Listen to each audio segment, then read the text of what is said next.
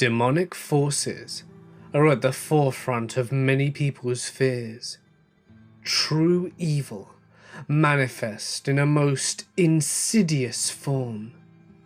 I hope you're ready, as it's time to get comfortable and let the darkness take control. The devil is known for his patience. He will see a ripening sin in our youth and wait all the long years of our life before the harvest. And why shouldn't he? What is one more soul to the untold billions in his dominion? What is one more year in the infinite span of his corrupted reign? Perhaps by waiting, he is even giving us a chance to spend our lives repenting for what we've done. But I wouldn't know. Sins such as mine are so terrible that no absolution is possible. So I suppose there was no reason for him to wait. He came for me in the woods while the mutilated woman I killed was still in my arms, warming my body with her blood. It's strange that I cannot remember why I even killed her, or even who she is, but this feeling of guilt so permeates my being that I would have walked to hell myself if I had known the way. I will not waste effort describing the devil. The impoverished words at my disposal have only been designed for this material world. Even as he stood before me, he was more removed from my understanding than the glorious sun was to a blind worm. It is suffice to say that he could not be perceived with any one of the senses, but the pressure of his presence so commanded my consciousness that I was aware of nothing else. Escape was impossible. Words were meaningless. I let this woman slip from my arms and stood to face him with all the dignity remaining to a man so removed from God. When he turned from me and began to walk through the fading light of this dying world, I kept pace with him and did not turn to either side. Where we walked, I do not know, but it seemed as though he could have relived my entire life in the time it took for him to stop. As long as he was beside me, I could not make sense of what else might be. Even the thoughts in my head and the temperature on my skin were insignificant to his companionship. As terrifying as it was to know my fate, I had found certain tranquility in the mindless journey at his side. Now that I could feel him begin to depart, however, my mind revolted, as though starting from a nightmare.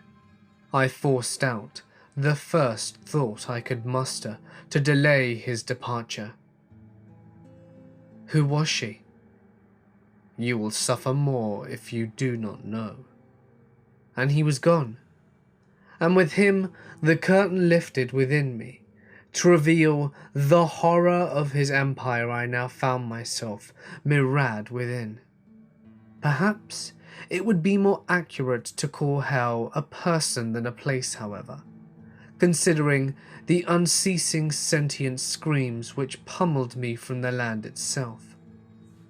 Writhing shadows sensitive to the touch, grasping endlessly at me with hands that were not hands. Endless cities sprawled before me as open wounds upon the rotting corpse that I stood upon. The sky was unobstructed by stars.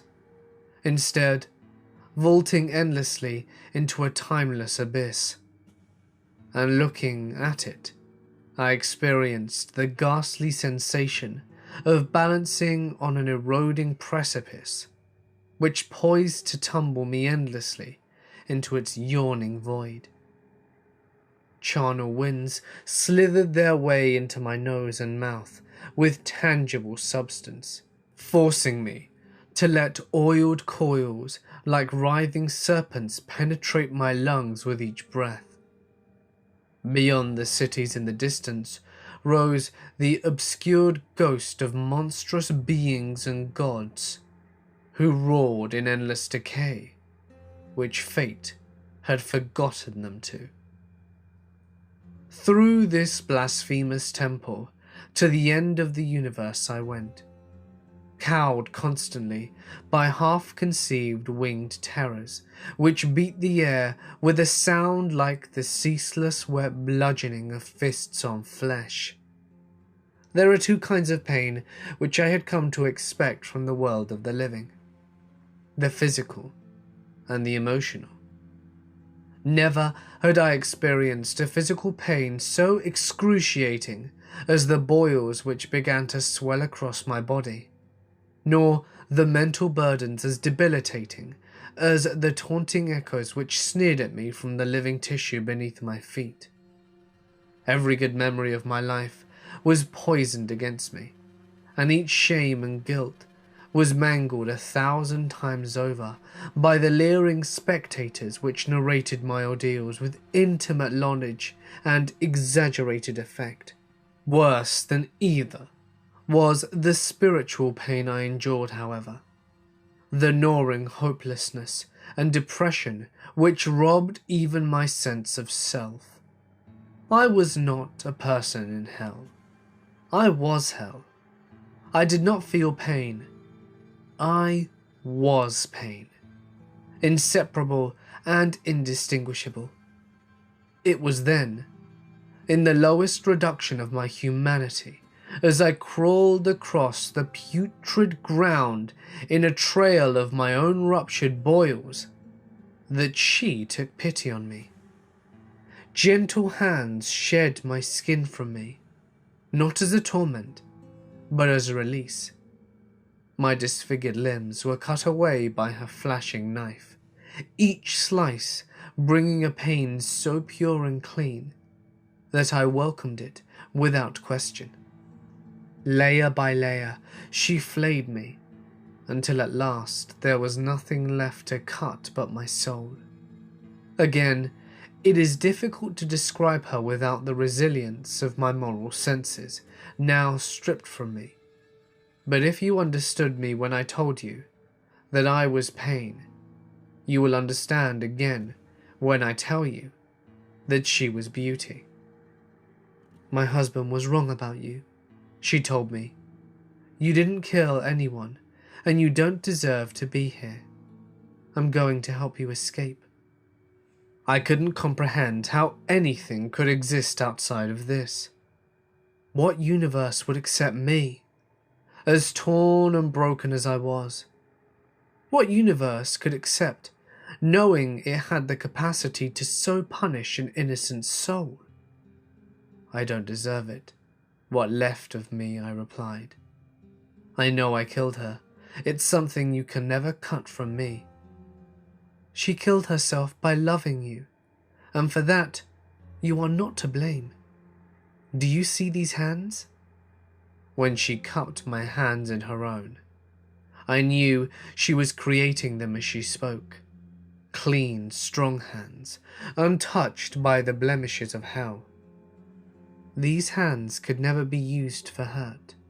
These eyes could never look upon such evil as its own creation.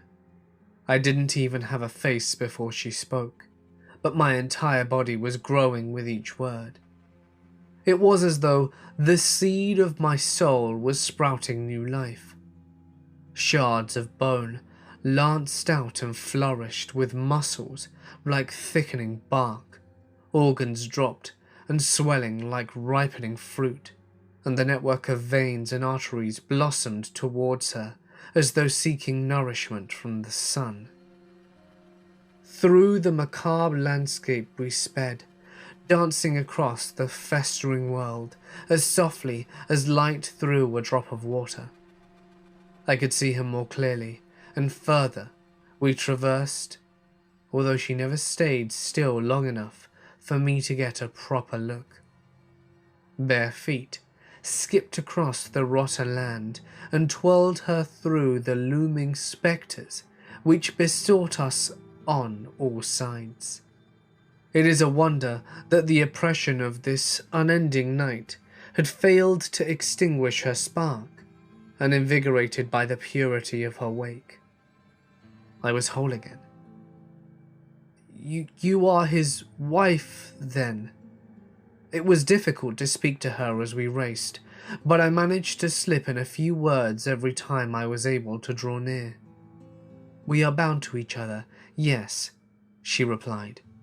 And then she was gone again, leaping fearlessly between fragile grips as she vaulted upwards. I followed her, up the tortuous broken hands the size of hillsides, which stretched vainly from the ground towards the vacuous sky.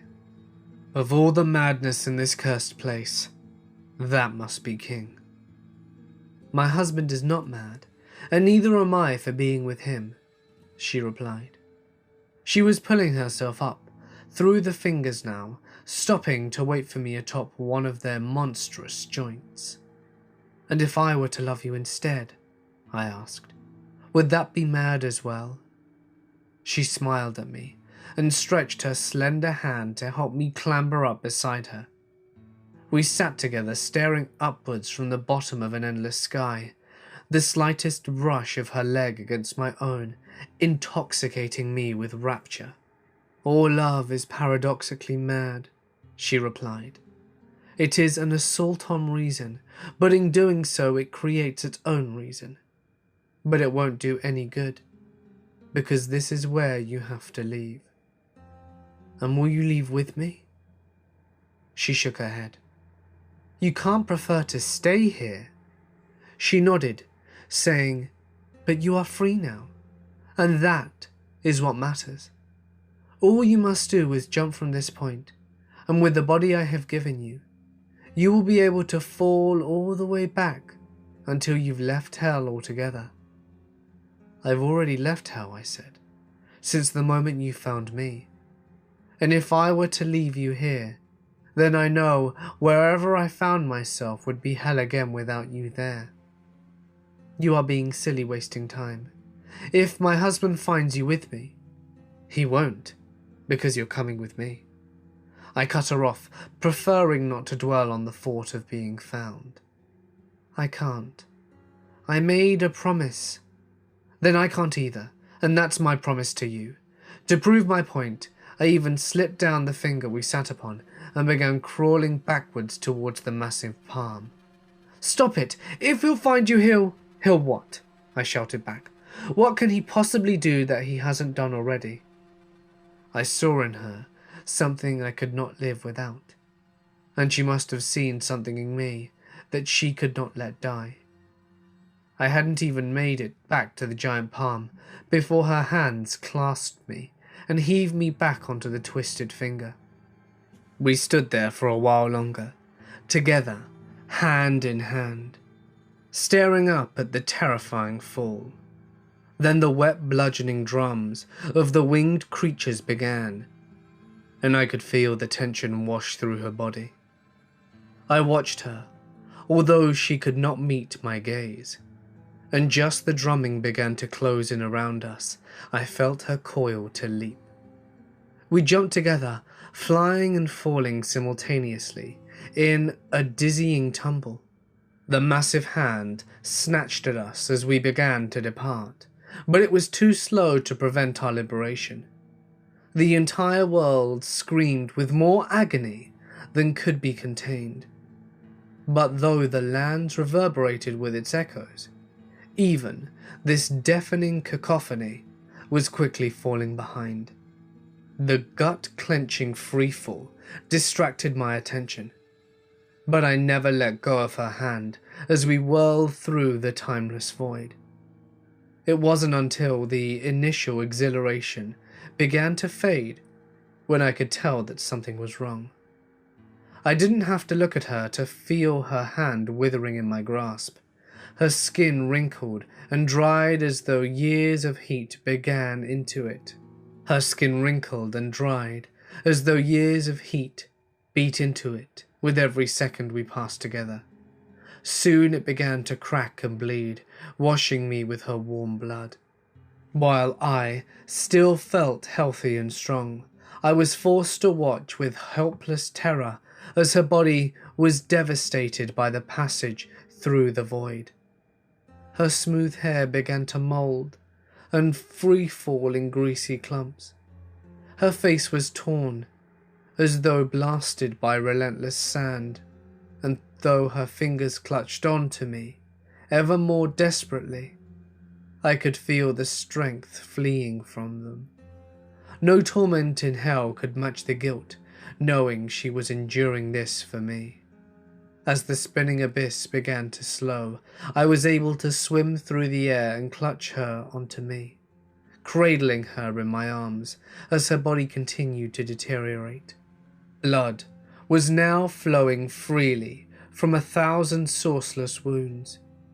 When finally the black sky relinquished us back into the woods where I began, I was soaked in her blood and my own freely falling tears. Staring at her mutilated form, she was completely unrecognizable from before. My head was clouded, as though freshly waking up from a dream, and though I tried to hold on to the details, they were stolen from my mind with an inexorable decay. Soon I could not even remember who I was holding, or how she'd gotten there.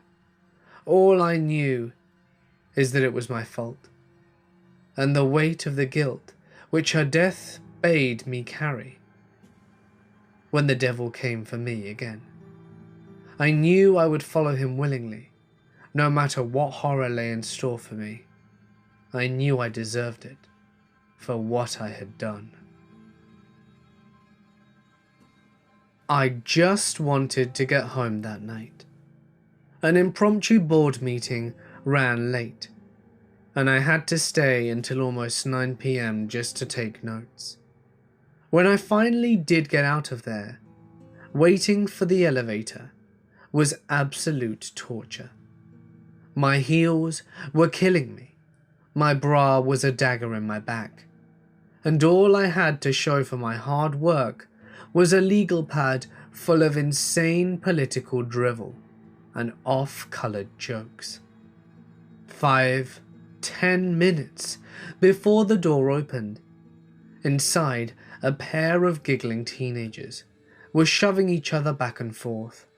One girl, one boy. Baggy hoodies, ripped jeans. They smell as though marijuana was a perfume. It didn't take a legal secretary to guess they had been playing an elevator game by pushing every button. I thought about reprimanding them, but the moment I stepped inside, they went dead quiet. Maybe they knew they were busted. The building should have been on lockdown by now anyway. I don't even know how they even got in here, but as my energy was so depleted, I didn't really care. "Where are you going?" I asked, just to be polite. The boy started to giggle again for a second, then stopped.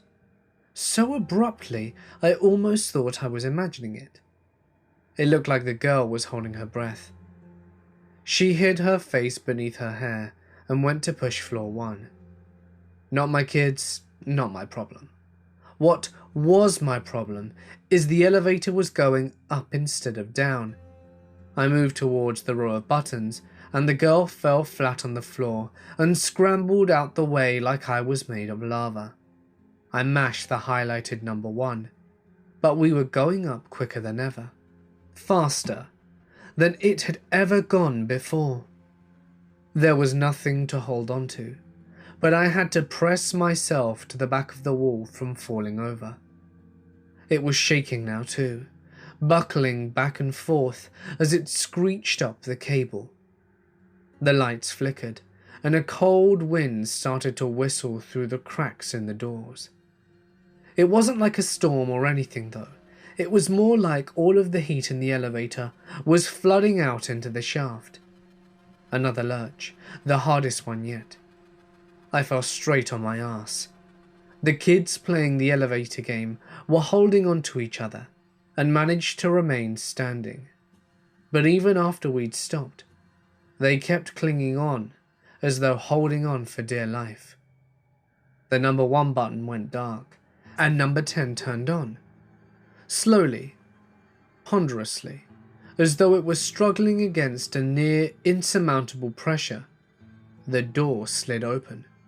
I started to stand, then slipped again as one of my heels snapped clean off. I took the other shoe off, so frustrated that I just threw it at the kids. "Now look what you've done, you've broken the bloody elevator."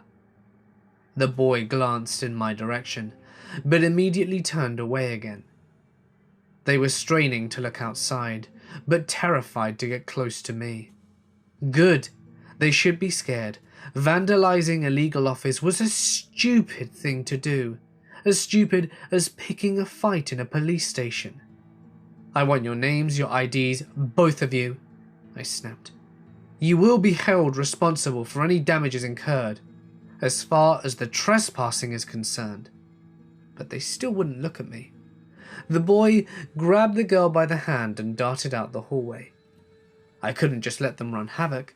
"Hey you! You can't go in there!" I had to run to keep up now. "That's Mr. Bogle's office, you aren't allowed to." Of course, I patted myself down for my cell phone, but it wasn't there. I must have dropped it when I fell in the elevator. I half turned back, but the door was already closing.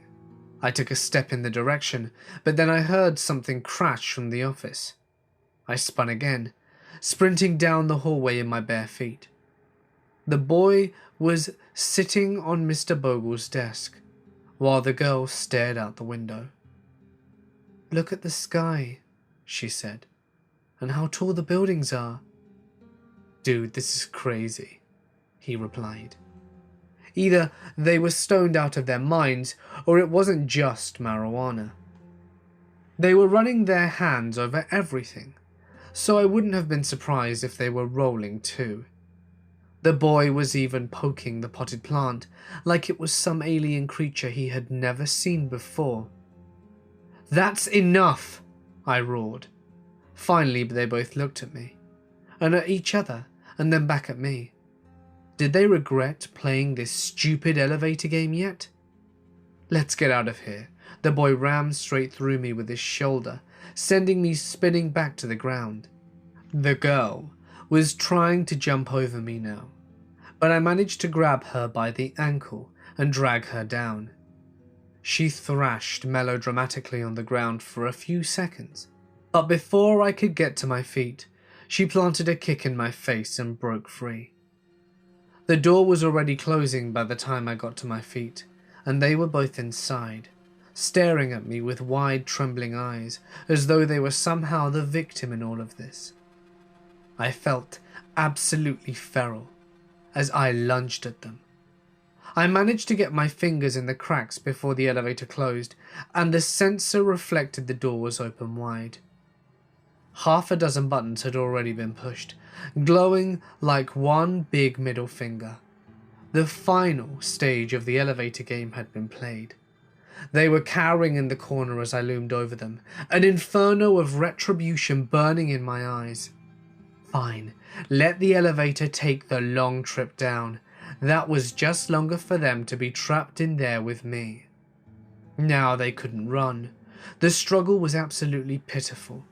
The boy's throat was almost comically fragile, and I was amazed how little pressure I needed to ram my broken heel through it. The girl was almost gone by the time I got to her, withering to a husk in seconds after the venom from my nails coursed through her legs where I had grabbed her. I got out of the elevator at the bottom, straightening my dress. I found my phone again and fixed my hair after snapping the other heel off my shoe. I was able to look almost presentable again. I thought I could finally go home after all of that, but it didn't take long to realize that I'd never been further from home in my life. What strange green plants they have here. The dark blue sky was nothing like the purple and orange we have at home. No wonder they were so surprised by everything in my world. If everyone here is so fragile as these two little ones, then I think I'm going to have a lot of fun here. Me and the guys were just doing a sweep of an old oil refinery when I found the eggs. I guess they liked the heat, because they were all clustered right around the fractal distillation chamber, which gets up past 720 Fahrenheit when the crude oil is being heated up. The whole building was scheduled for demolition though, and it was our job to make sure the place was cleaned out. "Anyone want a souvenir?" I shouted. Guess the crew was in the other parts of the building. The eggs were about the size of my fist, all black and covered with thick bristles, like an especially paranoid cactus. Only one of them was really even intact. Maybe it's because the refinery hadn't been running in a while, but 5 out of the 6 eggs were cracked and leaking some kind of thick, rotten-smelling jelly. I was more motivated by the clock than curiosity though, and I was about to mark the room as clear when... "A souvenir? Want a souvenir?" The voice was muffled and frail, but it was definitely coming from inside the egg. I crouched down next to it, scooping up the tiny ball in my worker's gloves. "So what are you supposed to be?" "Supposed to be," was all that it chirped back. Yeah, maybe it was the fumes in this place getting to my head, but there was something profoundly sad about that little echo. I dropped the egg in my pocket of my overalls, intending to show it off to everyone at the pub after work. Intending being the key word there. We didn't finish clearing the place until almost 6, and then there was a last-minute permit issue that had me driving around collecting signatures until past 9. I was dead tired and so ready to collapse at home that I barely remembered the weird egg in my pocket. If it wasn't for the little spikes, it would have been forgotten entirely. It must have liked my warmth though, because it seemed to keep trying to huddle closer to me in my pocket. When I got home and put it on the counter, I could actually hear a soft rattle as its spines shivered against the tile. "You got a name?" I asked it. You got... Can't you say anything more?" "I'm Phil." "You got a Phil." That's all it could do. Echo me. Was I weirded out? Yeah, sure. But it was cool too. I felt like a hero for saving it, and I guess I was feeling protective, because I hated watching it tremble like that. I put the thing on an oven rack and set it to 100 Fahrenheit, keeping the light on and checking on it occasionally. "Any more, Phil? Anything more?" Just still an echo, but it felt like there was more deliberate thought behind it. The voice was getting stronger, but it was still shivering. I turned the heat up, incrementally, and it continued to encourage me until I hit the max temperature of 550. I figured that if it could survive being pressed up the fractional distillation chamber, then it could survive this too. The egg seemed to be loving it sure enough. "Supposed to be, thank you, Phil." I never remembered saying thank you, but it could have picked that up whilst listening to me from inside my pocket. I was only intending to let it bake and warm up for a little while, but I was so tired that I just fell asleep on the couch, watching TV. "Phil, Phil, Phil, Phil!" Shrill, insistently urgent. The first sound I heard when I woke up, still half asleep. I raced to the oven and turned on the light. Thick black jelly was dripping through my oven rack. Had I accidentally killed it? I opened the door and a wave of sulfuric air brutally forced itself into my nose and down my throat. I gagged and reeled back, desperately searching for an oven mitt to save the little guy. The shell had been shattered into a dozen pieces, and there was nothing inside but the charcoal goo. "Phil, over here, look what I found!" It wasn't dead, it was hatched. and it was peeking out from my cupboard with a bottle of seasoning in each hand. Wide red eyes without pupil or cornea took up the entirety of its face. Black skin with green fuzzy splotches, like fresh moss. 2 long fingers on each hand, with little mouths on each end of it, which it was speaking from. I wasn't afraid of it or anything, but shit was I surprised. It had already formed a perfect circle of spilled herbs and spices on my counter. There was a wide assortment of opened bottles and jars that would stick its fingers into before deciding whether to spill the contents into the circle or not. "Stop that, you're making a mess. Phil, it's a circle, Phil." It squealed with pride. "What the hell are you?" The hell you," it mimicked in a voice which was obviously a crude impersonation of me. I spent the next 20 minutes chasing it through my apartment, trying to trap or corner it somewhere. Of course, the little bugger thought it was just a game, and squealed and giggled with delight as it evaded my grasp over and over. I briefly considered calling my landlord, but somehow this seemed like something that would end up adding to my next rent payment. I was already late for the demolition though, and I couldn't fool around forever. Eventually, I lured it back into the oven where it seemed almost comfortable and slammed the door tight. I used a bike lock to secure the oven shut and cranked the heat down to 220 and left for work. I was worried about leaving that thing in my apartment all morning, but I managed to sneak off on my lunch break, race home and check on it. Just seeing that my building hadn't burnt down or anything was a bigger relief than I realized. Then there was a palpable tension as I opened my door, half expecting my place to be torn to shreds. Everything was exactly as I'd left it. Even the oven was still closed, although the bike lock was on the ground and it had been turned back up to 550. I took a deep breath and turned on the oven light. Jumping back, I saw the wide red eyes blinking in sluggish contentment on the other side of the glass. No harm done. I fastened the lock back on, this time pushing a heavy recliner to block the door as well. Imagine my surprise when I saw the creature hiding under the chair I was moving, or the bump from inside the cupboards, or the squealing giggles coming from my bedroom. I counted at least 6 of them before my lunch break was over, and the more I searched, the more circles I began to find. On the carpet, in the closet, on top of the TV, little circles of herbs and spices. And when they ran out of those, they improvised with whatever they could get their hands on. Mustard, mayonnaise, crumbled chips. There must have been 100 circles in my place. Meanwhile, my phone was ringing every 5 minutes.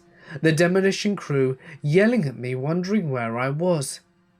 I couldn't leave them in here. God knows what they get up to. I couldn't stay to watch them either though. I just opened a window and did my best to chase as many of them out as I could. They seemed bigger than they were this morning, almost the size of my head now, and their strong fingers had no trouble scaling down the brick building to escape. Anything more, Phil? Perhaps that was the original one, but I couldn't tell for sure. It clung to the outside of my building, hesitating to look back at me. Supposed to be happy here, Phil. Supposed to be home. My phone was ringing again, so goddamn impatient. Answering with one hand, I grabbed a broom in the other to push the creature further away from the window, hoping the rest of them would find their way out when they were ready. I followed the siren call of my cell phone and went back to work. That was the last time I've seen one of them, and I guess I should be thankful for that. But I'm not. I could tell something was seriously wrong when I was still a few blocks away from home. A dozen trash cans were lined up in the center of the road, and I had to get out of my car to move them. All the trash had been removed, and it was spread on either side of the cans in the shape of a long, evenly curving line. When the trash had run out, it was replaced with anything and everything to continue the unbroken line. broken wood, loose bricks, stolen bikes, and streetlights, all jumbled together. It just looked like a giant mess here. But I bet if I looked from the air, it would be shaped like a perfect circle. 2 or 3, maybe half a mile wide. Please, tell me that's not another summoning circle. You can feel Missy enter a room before you see her. The ambient sound of the college classroom dissolve when she speaks. All the raucous shouting and laughter-filled, muffled, besides the softly spoken melody of her voice. She wears light and shadow with equal grace, every angle making her appear as though she were posing for the painter's canvas. From the depths of her eyes to the supple curve of her body, Missy was a walking captivation. She was a dream, and I, her dreamer. But it was all too soon that I had to wake. She called me the night before she died, an event I've kept private until now, out of its sheer impossibility. She'd been absent from class a week before that, but now she spoke fast, rattling off a string of letters, demanding that I write down everything. I was scrambling to keep up, unable to ask questions. 20 letters total, ranging from A to D. They want more from me than I can give, she explained in a breathy rush. I have to go now. Memorize it, okay? You'll understand when they take you. The line went dead, and I couldn't reach her again. She wasn't in class the next day. Our psychology professor announced that she met with a fatal accident, refusing any further details. No one else seemed to care, but each passing day, I felt the burning of her empty chair in front of me. All I could do was memorize the list she gave me, and wait, hating myself for not doing more to get to know her while I had the chance. Then came the test. Just think of it as a survey, Professor Russell said, distributing the papers. Do your best and don't worry. It won't affect your grade. It's just a little experiment for the department. The impossible test. Indecipherable characters. Enigmatic equations. Utter nonsense. Students were looking around and starting to laugh. Professor Russell smiled indulgently, just urging us to take our best guess. The only thing that seemed familiar was the Scantron answer key. 20 questions, 20 letters. Coincidence or not, I filled them in from memory. I could feel the professor's eyes lock on me as I wrote with purpose. But I didn't care. I was consumed with the mystery of Missy's disappearance, savouring this last connection before she faded from the world altogether. Tests were collected, but I could tell the only paper the professor was interested in was mine.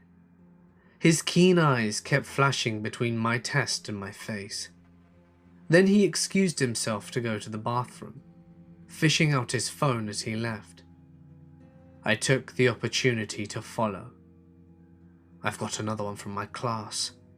Professor Russell was talking on the phone, his back to me as he walked. Perfect score, just like Missy. I tried to get closer to hear the voice on the other end, but the professor heard me and turned around. Going somewhere? He asked, pressing the phone against his chest. bathroom," I grunted, rushing ahead, feeling his eyes on me all the way down the hall.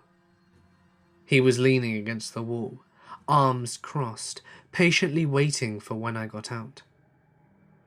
"We need to talk, Elijah." His voice was flat and dark. How did Missy die? I hadn't meant to blurt it out, but there it was. It had been on the tip of my tongue for so long that I'm surprised I even lasted this long. The professor arched his eyebrows, studying me. "She isn't dead." "Not exactly.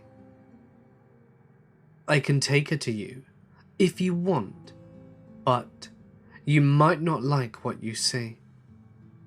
The professor wrote something on a notepad and handed it to me. "Midnight, room 031. Pack a suitcase." "The psychology building?" I asked. I didn't know the rooms went below 100.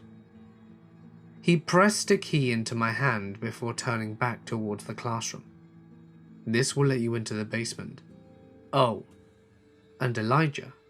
He glanced back as he opened the door. "You might want to make an appropriate excuse to your friends and family. They won't be seeing you again for a while." Missy and I were never close before the night she called me. Our relationship was little more than collaborating on the occasional assignment, or exchanging a covert smile across the room. Is it possible to love someone when you don't know the first thing about them? Regardless, I was impotent against my overwhelming curiosity. Professor Russell's doubtlessly counted on that purposefully, withholding details to bait his hook. It seemed so obvious looking back, but at the time I couldn't think of anything besides the frantic desperation in Missy's voice. She needed me somehow, and that's all I needed to know. If only I had known what waited for me, then no compulsion, mortal or otherwise, could have made me step through that door. Instead, I was outside the room 5 minutes before midnight. I'd called my family to let them know I was accepted into a foreign exchange program and that I might be out of touch until I got set up there. I felt the strangeness of the place the second I opened room 031. A descending stairway cut deeply into the ground. Steps and walls hewn from large uneven stones that would better be suited to a medieval castle than a university. I had to use my phone as a flashlight, laboriously struggling my suitcase behind me. The stairway terminated in what can only be described as a wall of flesh. Taunt skin so tight as to be almost transparent, stretched from wall to wall. The outline of faint blue veins was pulsing rhythmically beneath a single great eye. Almost a foot across was embedded the center. It blinked at me as I approached. A small stool was placed in front, with a serrated knife resting on top. Another note with my professor's handwriting read, "Continue until you can go no further." The door I entered at the top of the stairs slammed shut, and I jumped at the sound. I pushed the feeble flashlight of my phone as far up as the stairs as it would go, but it couldn't reach the top. If someone had entered behind me, then I wouldn't know. "Hello?" My voice cracked like it hadn't done since puberty. I picked up the knife and turned back to the wall of skin. The eye strained wider, staring at the blade in my hand. The whole wall began to violently tremble, goosebumps even appearing on the surface.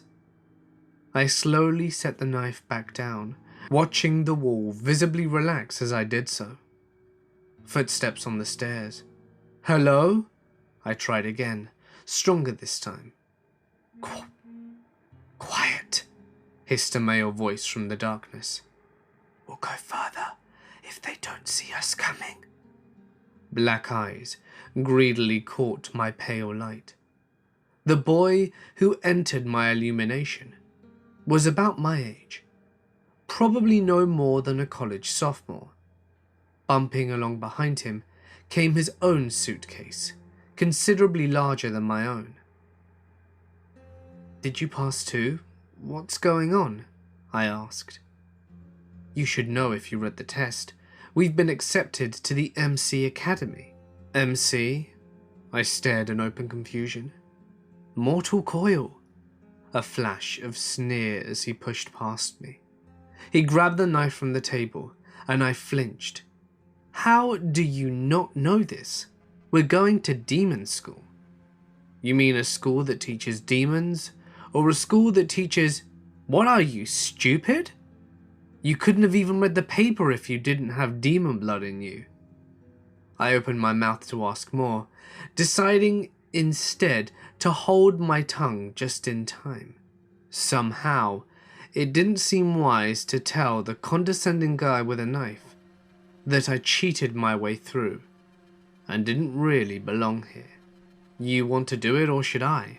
he asked, holding the knife handle towards me. The wall was shaking so badly now that I could feel a gentle wind wafting from its convulsions.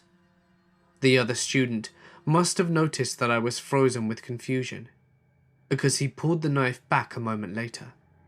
"Fine, but you get the next one. I'm not going to carry you the whole way." He spun and thrust the knife directly in the giant eye on the wall. It clenched shut, lurching and thrashing against him.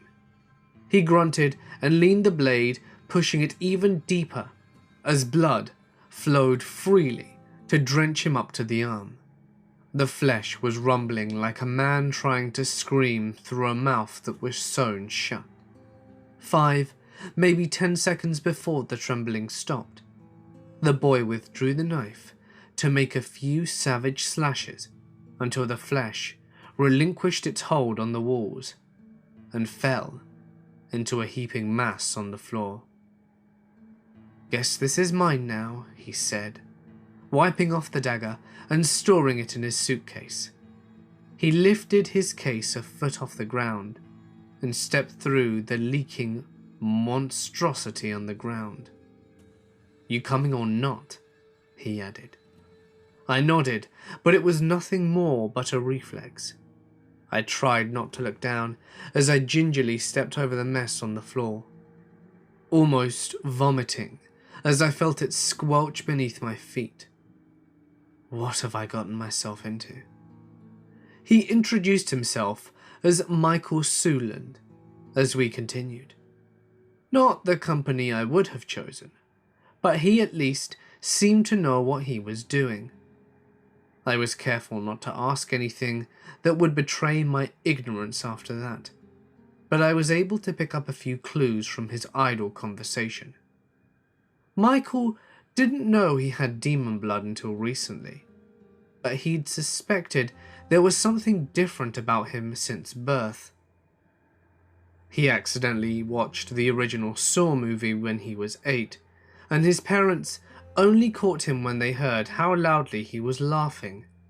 He'd broken his arm skateboarding so badly once that the bone ruptured from his skin, and he spent an hour playing with it before going to the hospital. He even said he felt like he was nocturnal sometimes, describing the night as something which fit him as naturally as second skin. The shrill wailing of an infant broke the conversation. We exchanged glances, his face a mask of greedy excitement, like a child in the candy shop. When we stopped next, there was a closed door blocking the hallway. Wooden this time. At least, although that did nothing to distract from the crying infant placed upon the matching wooden table. He couldn't be more than 2 months old. I picked him up, trying to get him to stop crying. Michael was reading the note. The key is inside. Inside what? I asked. He just smiled. I'm not going to do that. My response was visceral and immediate. This is sick. The first note just said to go as far as we were able. That means we can stop whenever we want. That means it's a test, Michael corrected, stooping to open his case.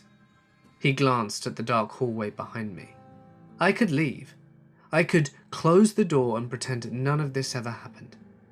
I turned back to see Michael producing the serrated knife, still wet with blood. Leaving wouldn't stop these tragedies, though. I would only enable the school to continue training these monsters. Doubtlessly, preparing them for the worst atrocities yet to come. Maybe that's why Missy led me here. Maybe she wanted me to help her put an end to all of this. We're here because this is the only place for people like us. Might as well get used to it. Michael offered me the knife, and I instinctually shielded the child with my arms, backing away from him. Kill it now! His voice was edged with a sudden intensity. Quick! We give up, I shouted to no one in particular. Whoever is watching, we give up. This is as far as we can go. Elijah, you idiot! Give it to me then. No, I won't let you. Michael lunged at us with the knife, but I managed to scramble out of the way. I lost my balance on the uneven stones and fell straight onto my arse though. I covered the child with my body, but had to let go a moment later as a piercing pain like a fistful of needles was gorging into my hand. The infant had latched onto me with unnatural ferocity. It shouldn't have even had teeth yet, but I could clearly see multiple rows of razor edges burrowing into my skin. I screamed and strained to pull it off, but every movement did nothing but give it a fresh angle to burrow further. Bash it against the wall, Michael shouted. I did so, again and again, beating the tiny body into the stone, feeling the fragile bones inside splinter with every iteration. The grip finally began to slacken, until finally I was able to stomp the tiny creature's body and rip my bloody hands free. It almost looked reptilian where it lay on the ground, its yellow eyes boring into me as they closed to slits. Welcome home, master, croaked the dying monstrosity. Ready now? Michael asked, handing me the knife once more. I didn't hesitate this time. I plunged it straight into chest and tore a long hole straight down into its navel. A hot mess of insides oozed out, and I had to actually dig my fingers into it to retrieve the bronze key. It bled profusely from a dozen puncture wounds. I wrapped it as best I could with one of my extra t-shirts, but I can only imagine what ghastly infections might come from those wounds. I don't know whether it was loss of blood or horror of this place, but I felt so lightheaded that I almost toppled the second I stood upright. Come on now, easy there. I was surprised by the gentleness in Michael's tone as he helped me to my feet. We're in this together, so let's do it right. We both want to get to this school, right? I nodded meekly, allowing him to guide me to the door. Then let's not give up before we have to, he said. I, for one, am looking forward to seeing how far this rabbit hole goes. Hey guys, it's Mort here, and thank you so much for listening. If you are left itching for more of that last story, you're not the only one. I've already reached out to the author to see if he'd be willing to write a part 2, so that we can go further down the rabbit hole. If he does, you can be sure it will be the first story in the next Demonic Stories video. If you enjoyed this video, please remember to give it a big thumbs up and consider subscribing and hit the little bell icon for even more stories every day. All these stories were written by the incredible Tobias Wade. To read more, check out the link in the description to his website to get more of his works. Don't forget that if you would like me to read your story on my channel, you can send it to my email or share it to my Reddit. Both, of course, can be found in the description. Just be sure to include as much punctuation, paragraphing, and description as possible, as this will maximize the chances of it being read. But anyway, for now guys, I'm going to sign off. Stay awesome, and I'll see you in the next one.